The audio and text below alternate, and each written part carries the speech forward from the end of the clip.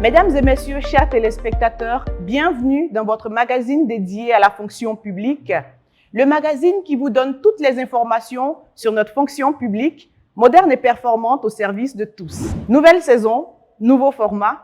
Nous abordons aujourd'hui pour ce deuxième numéro de l'année la question relative aux affectations des admis au concours administratif. Nous recevons pour ce faire Monsieur le directeur de la programmation et du contrôle des effectifs du ministère de la fonction publique.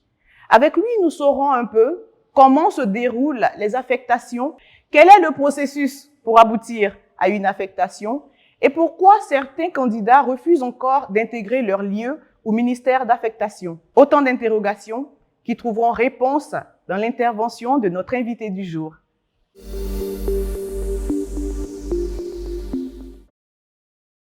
Vous suivez notre fonction publique et nous sommes en compagnie de notre invité du jour. Bonjour, Monsieur Ado Junior Daniel Loa. Bonjour, madame. Vous êtes le directeur de la programmation et du contrôle des effectifs du ministère de la fonction publique. C'est bien cela? C'est bien cela. D'accord. Vous occupez cette fonction depuis le 4 avril 2022. Effectivement. Monsieur le directeur, en quoi consistent exactement vos missions?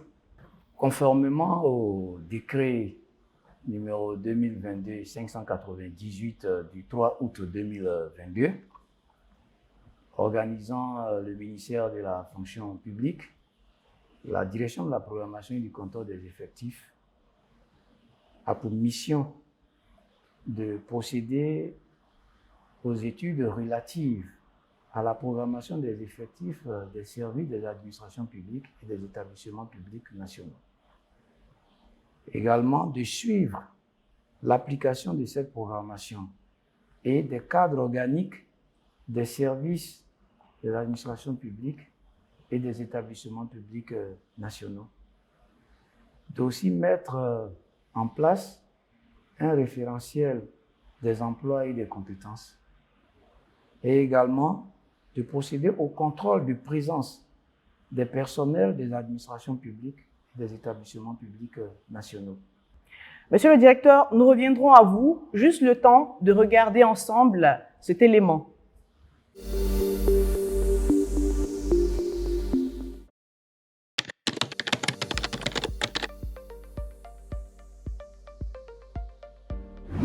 Bon, à mon avis, cette lenteur est due à plusieurs raisons, certainement. Peut-être que le déploiement de certains dévanciers, de certaines promotions ne permet pas qu'il y ait un redéploiement. Il peut y avoir une lenteur à cause de la lenteur administrative. Et puis aussi, peut-être que d'autres raisons peuvent favoriser cette lenteur-là. Selon moi, cette lenteur est due à la magouille venant des DRH, des différentes administrations. On peut dire que cela est dû à une corruption autour de la fonction publique parce que tu vas passer le concours et puis ça tarde quand tu acceptes et tout.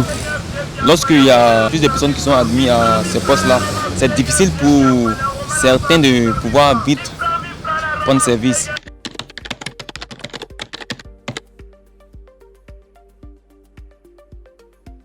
Mais bien sûr, tu peux changer. Parce que bon, si comme ça, une personne qui a été logisticien, il ne peut pas accepter d'aller au ministère de la Défense parce que ce n'est pas sa filière. Donc, c'est possible de changer.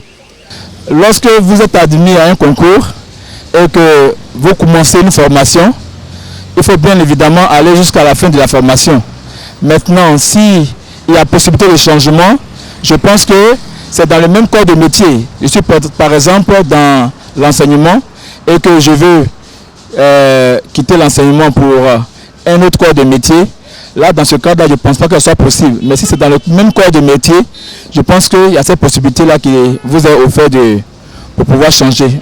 Ah bon, si le concours n'est pas encore, si tu n'as pas encore été choisi pour commencer à travailler et tout, que ça tarde encore, tu peux toujours passer un autre concours. C'est toujours possible. Je pense que c'est toujours possible pour moi de passer, de changer de truc en fait. Non, parce que le choix revient au ministère. Voilà, de faire les demandes. Et en tant que travailleur, en tant que quelqu'un qui est admis, il n'a pas le droit de choisir. Il peut simplement faire une demande et c'est au ministère qui est chargé de faire le recrutement, de placer ou de prendre des personnes par rapport aux moyennes ou par rapport au rang que la personne a eu.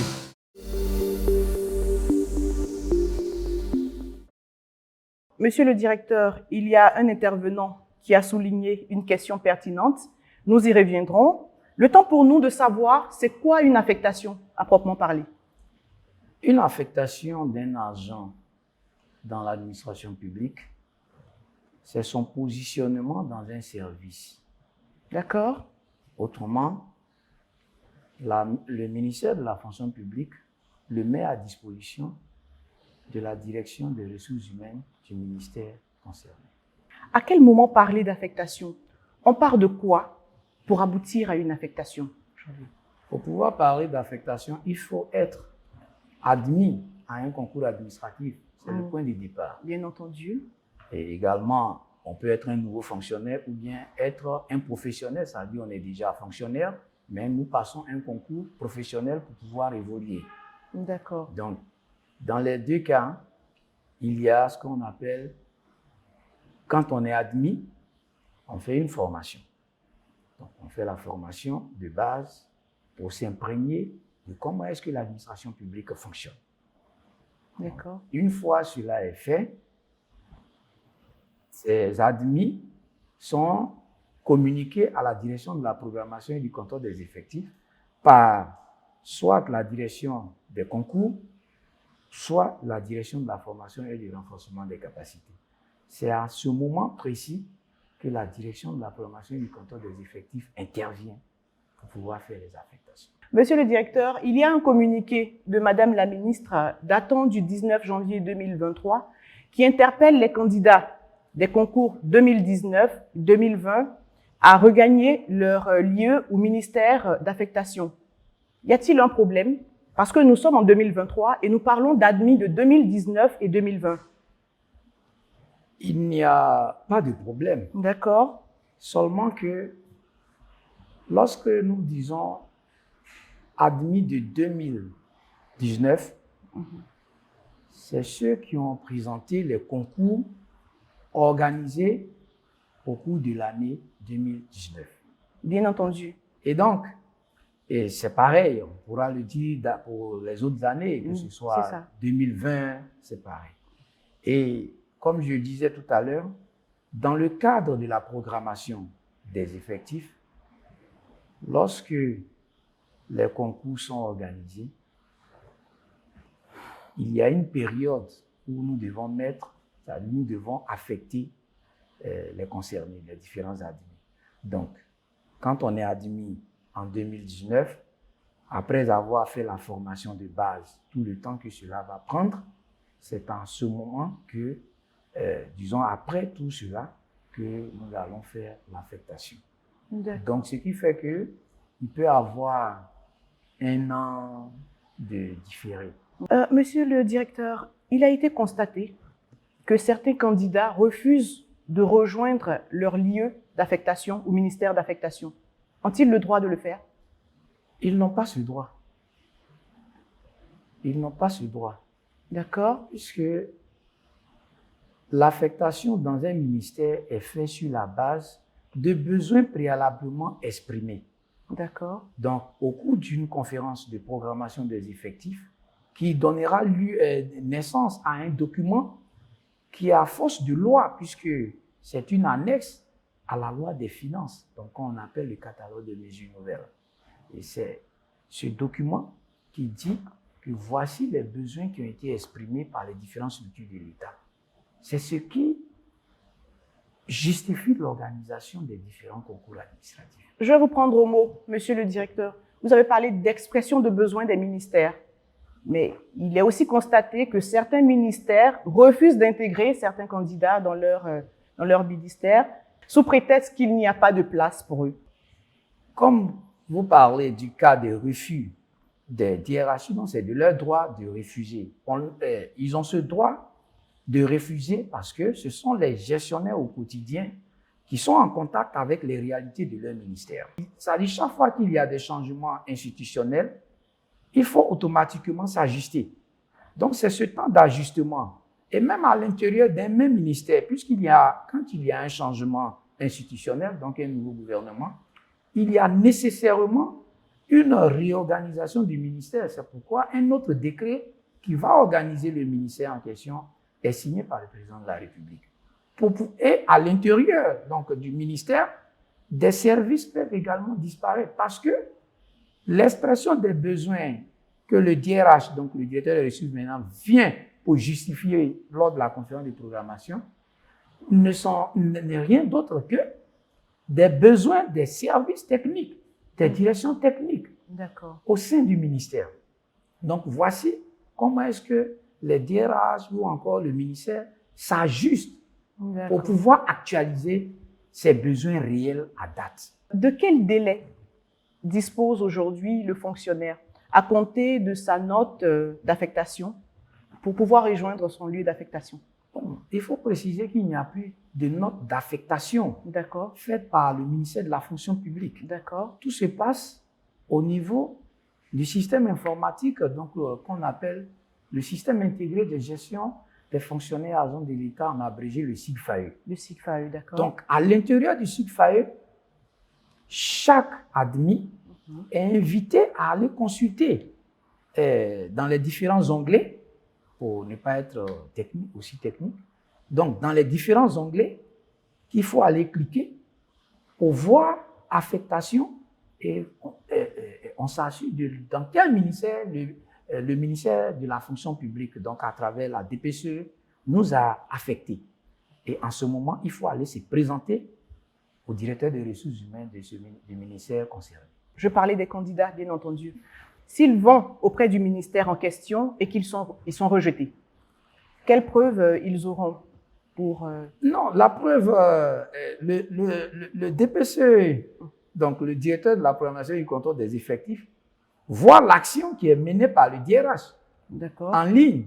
C'est bien écrit que vous êtes refusé, vous êtes rejeté par le directeur des ressources humaines. De tel ministère. Voilà, de tel ministère. Alors, il faut aller prendre attache avec le ministère de la fonction publique, donc précisément le DPCE pour une nouvelle affectation. Est-ce qu'il existe un recours pour un fonctionnaire qui estime être affecté dans une ville où les conditions de vie sont difficiles, les conditions d'accès sont difficiles? Est-ce qu'il existe un recours pour lui de changer de lieu d'affectation? Ce n'est pas au fonctionnaire de dire là où il veut partir.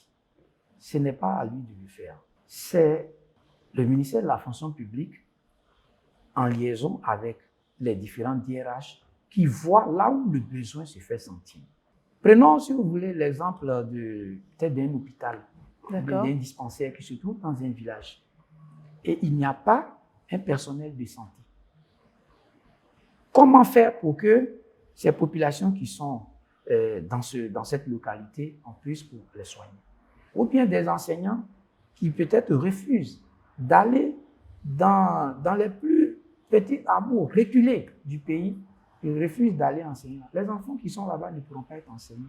C'est bien entendu. Donc, voici entre autres exemples que nous pourrons donner. Et c'est de nous tous notre responsabilité pour comprendre que c'est parce qu'un besoin a été exprimé par les différentes structures, c'est ce qui justifie les postes budgétaires. Et c'est ce qui justifie pourquoi est-ce qu'un concours est organisé. Monsieur le directeur, la commission d'affectation, quel est le rôle de cette commission? Alors, le rôle de cette commission, c'est d'aider le directeur de la programmation et du contrôle des effectifs à faire des affectations. Donc, l'aider, c'est-à-dire, lorsqu'il fait une ventilation, une fois les admis ont été communiqués, comme je l'avais dit tout à l'heure, lorsque l'effectif des admis par emploi a été communiqué au directeur, au DPCE, il fait une proposition d'affectation. Donc, on va dire que c'est les préaffectations. Et en ce moment, ce sont des listes nominatives. Vous voyez, on passe de l'emploi et les admis, donc j'ai des noms. Mais en tant que DPCE, pourquoi est-ce que je prends Kofi pour l'envoyer dans tel ministère et que je ne prends pas Ekona ou bien Dibé pour l'envoyer dans le même ministère alors qu'ils sont du même emploi. D'accord. Donc, c'est en ce moment que la commission vient jouer son rôle pour dire que non, il faut qu'on s'assure que le directeur travaille vraiment en toute transparence. Bien sûr. C'est cela en fait. Monsieur le directeur, nous tirons à la fin de notre émission. Quel est votre dernier mot, votre mot de fin à l'endroit des fonctionnaires qui sont encore réticents quant à prendre fonction parce qu'ils estiment que les lieux sont reculés? Chers fonctionnaires, je vous invite à vous présenter au directeur des ressources humaines du ministère technique où je vous ai affecté. Le communiqué de Madame le ministre est bien clair. Il faut prendre service, sinon vous serez radié de la liste des admis au concours. Votre admission va être annulée purement et simplement. Je ne voudrais pas voir des frères, des jeunes frères ou encore des sœurs qui ont bien voulu être fonctionnaires et au dernier moment se retrouvent avec leur admission annulée. C'est ce message que je voudrais vous lancer. Merci, monsieur le directeur de la programmation et du contrôle des effectifs, d'avoir accepté notre invitation et d'avoir éclairé notre lanterne sur le sujet des affectations.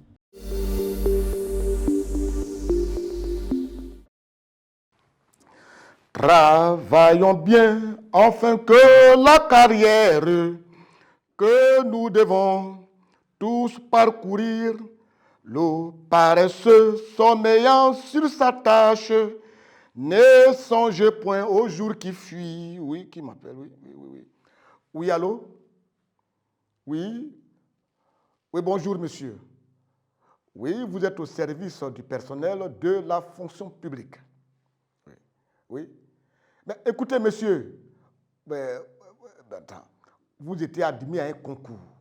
Et après la formation, on vous met à disposition d'un ministère. Vous devez prendre service. L'État vous a formé. Ce n'est pas à vous de choisir un ministère où vous voulez partir. L'État vous met à la disposition du ministère de son choix. Si le délai de prix de service expire, eh bien, votre admission au concours sera purement et simplement annulée. Oui, c'est ça. Ah oui, ok. Non, mais je ne comprends pas déjà. Vous passez un concours, vous êtes admis, on vous forme, on vous affecte et vous refusez de partir et puis vous choisissez des ministères en fonction de... Oui, mais tu vois, ils le font très souvent parce qu'il y a des ministères pour des avantages, des primes. Mais non, tu veux du travail ou tu veux des avantages? Ah non, c'est pas possible.